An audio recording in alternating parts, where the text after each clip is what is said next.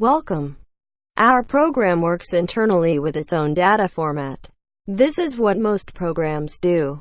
In order to enable providing useful functions for analyzing your data. To convert a dataset from another program into a dataset that our program can use, we provide our converter function. It converts a CSV file into an internal format that our program can work with. Let's take a quick look how it works.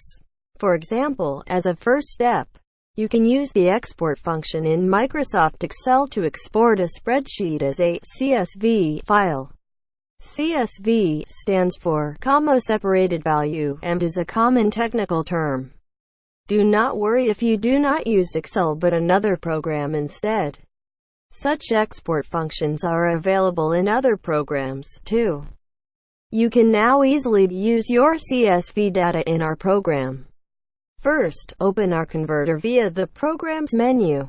A dialog appears, which guides you through the conversion process.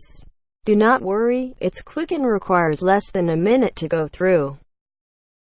Then, you can select the desired CSV file that shall be converted on your computer by clicking on this button.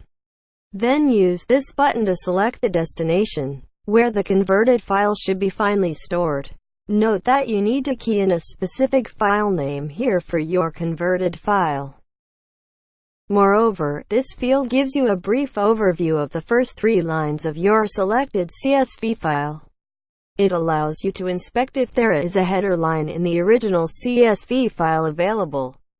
If there is a header line or not is easy to recognize, because a header line simply looks different in its structure than the next 2 lines. Such a header line usually describes the names of the columns of your data, but they are not elements of the actual data and should not to be considered. So, if you have such a header line, then we recommend that you remove this header line for the conversion process. If this checkbox is active here, this means that the header line is removed. Now we can convert the CSV file by clicking on this button.